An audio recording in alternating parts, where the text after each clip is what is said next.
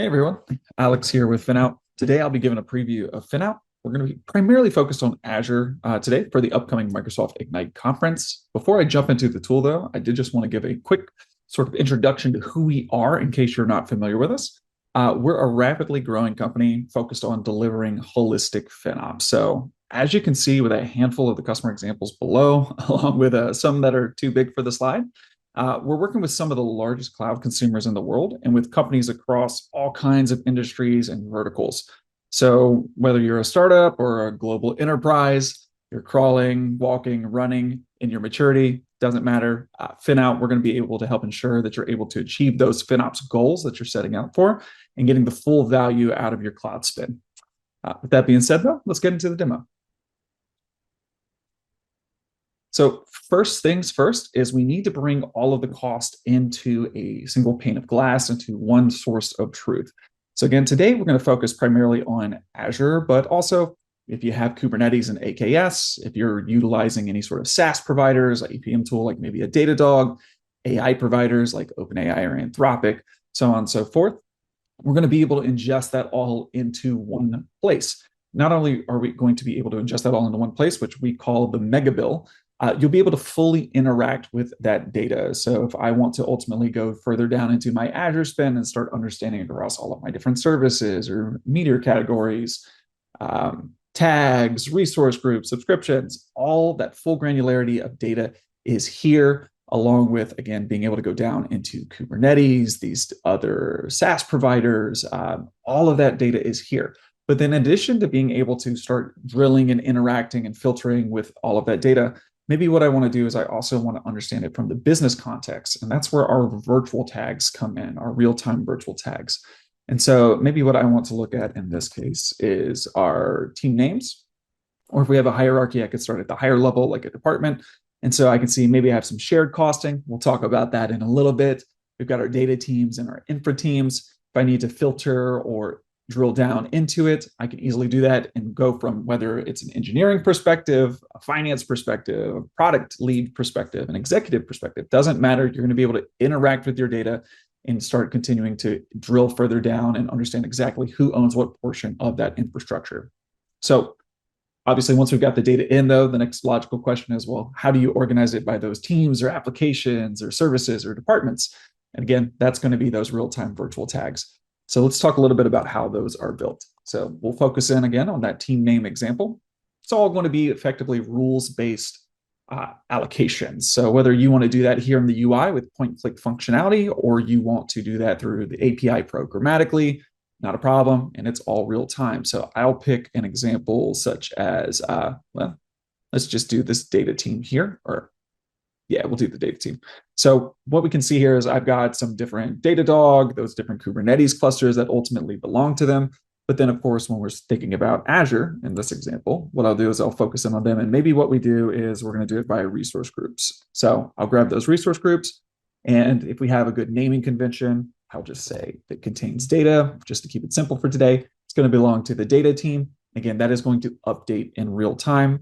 And you can have as many of these virtual tags as you need. So even if you have great tagging or not so great tagging, it's okay. We'll be able to meet you where you're at and map even, again, all the way down to the resource ID if needed. And then back to those shared costs very quickly, directly within the tool. We're able to take these different rules that we're defining. And as we all saw, they were shared. We could have multiple versions of shared if we want to. Keep it simple for today. And then we're going to allocate those out, whether we want to do that based on flat percentages or more commonly telemetry data or cost data. In this case, reading screen, what we'll see is we can bring in these different metrics that we ultimately want to start doing the allocations by, such as API calls, or maybe for networking, we have bytes transferred, or if it's some of those like SaaS providers or those other external costs, maybe it could even be O365, sticking with the Azure theme. And we want to break that out maybe based on headcount to these different teams. And so we'll take that shared portion and then distribute it out again to those different stakeholders. So we can again see that infra team, the data team, and so on and so forth. So all happening directly within the tool in real time and able to be inclusive of shared costing, which will feed through to everything else we do. Where we'll wrap up with this high-level demo is then, we've got the data in, and now we've got the data allocated. What can we do with it?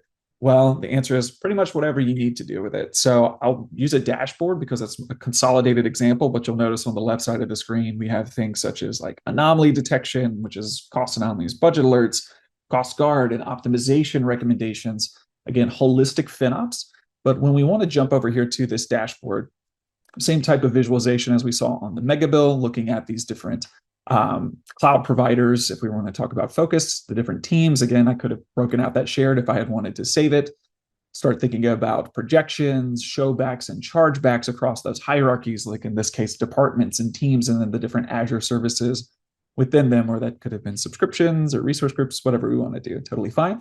But in addition to just thinking about pure cost data and the allocations, we can now start adding in, again, more context to make sure that we're tying this back to the value of the business. So whether that is tracking against things like budgets and forecasts, and we can see, for example, in October so far, our infra team in particular, their budget is still above where they're at in cost, which is great, but we're not all the way through October. And so we're proactively estimating where they're going to end the month, which looks like they're going to go over budget. Again, we could proactively send out that alert through our anomalies, specifically the run rate alerts within those anomalies to the stakeholders that own that infra team to let them know, hey, let's go take a look at optimizations or investigate our costs and understand why we're going over budget. Or on the flip side, maybe instead of doing shared costing, we want to bring in that telemetry data to start tracking unit economics. So in this example here, we'll see cost per 1,000 API calls processed across our infra and data team.